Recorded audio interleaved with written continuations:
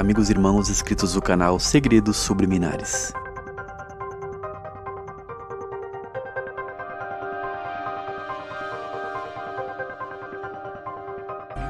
Estamos falando sobre os sonhos e no vídeo anterior eu falei sobre o profeta Daniel e como ele se separou e se santificou, desenvolvendo a habilidade na interpretação de sonhos e visões. Continuarei falando neste vídeo sobre isso. O livro do profeta Daniel cita que o rei da Babilônia teve um sonho com uma grande estátua, onde cada parte dela era feita de um material diferente. E o profeta Daniel foi o único que teve a interpretação.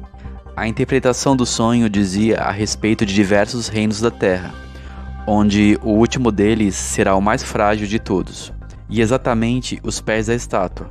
E no sonho, uma pedra era arremessada nos pés da grande estátua, destruindo ela por completo.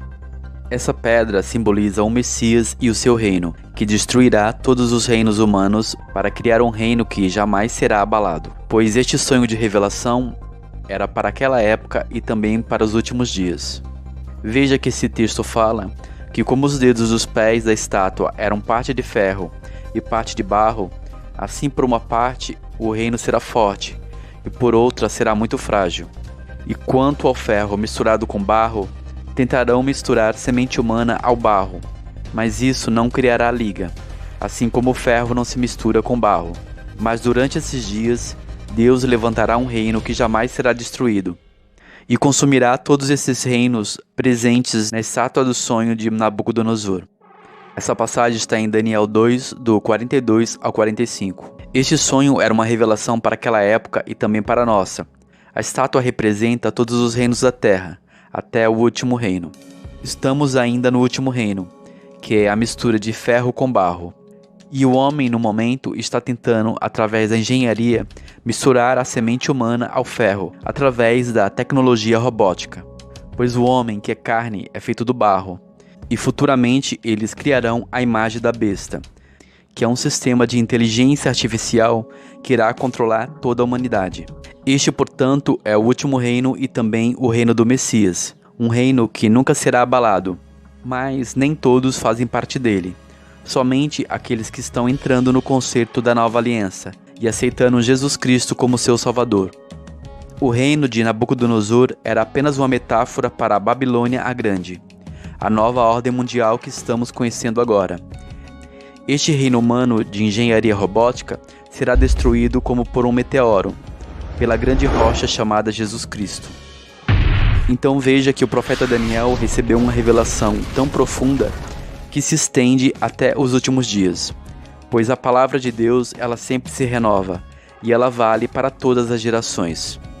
Muitas pessoas desejam receber mistérios da parte de Deus, ou em sonhos ou em visões, ou mesmo desejam ter o dom de interpretar sonhos, mas o Senhor diz, através do profeta Daniel, que nós não vamos receber nada nem compreender os mistérios sem dedicação ou separação.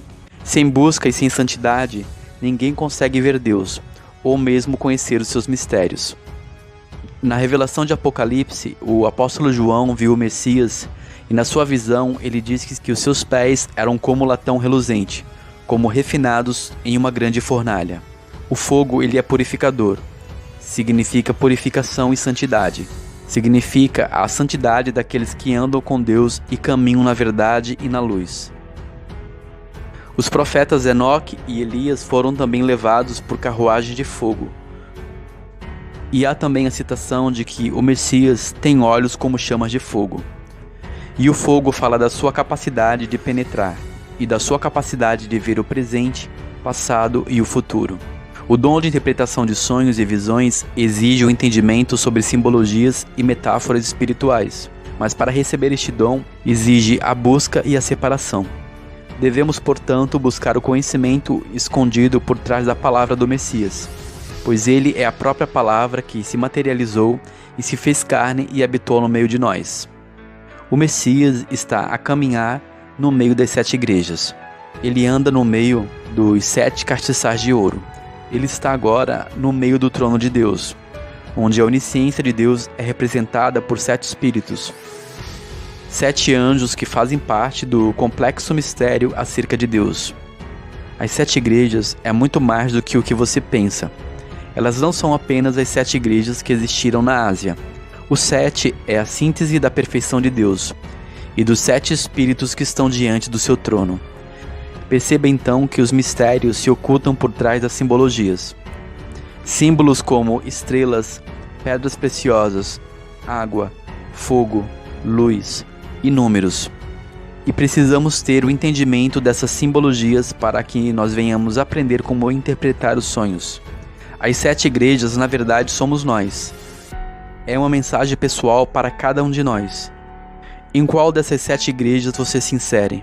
Qual dessas 7 igrejas você é? Leia o livro de Apocalipse e a parte das 7 igrejas e pense em qual delas você se encontra. O Messias, ele caminha entre as 7 igrejas e ele está a bater nas suas portas. Se ouvirmos a sua voz, ele entra no nosso templo e ceia conosco, e ele nos dá a comer do maná escondido.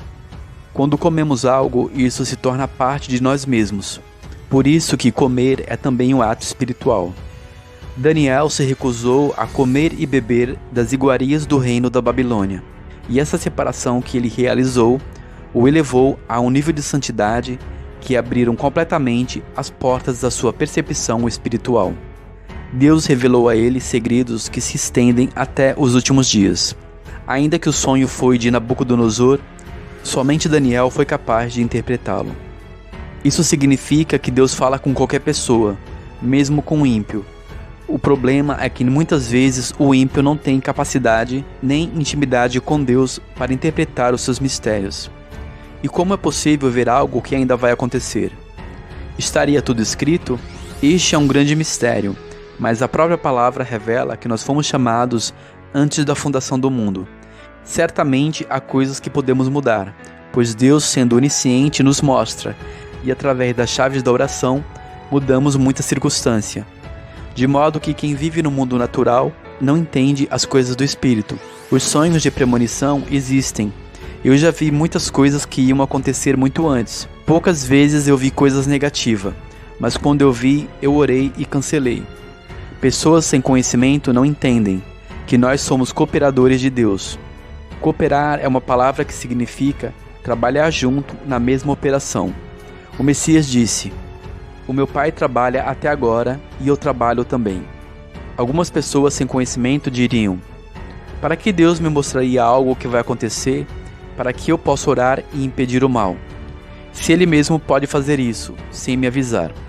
Há muitas coisas que não temos resposta, mas mesmo no mundo quântico é revelado que, quando o homem observa este mundo, ele muda completamente o comportamento das partículas. Da mesma forma, Deus deseja que venhamos interferir no mundo espiritual, mudando situações que ocorrem no plano físico. O que ligamos na terra é ligado nos céus.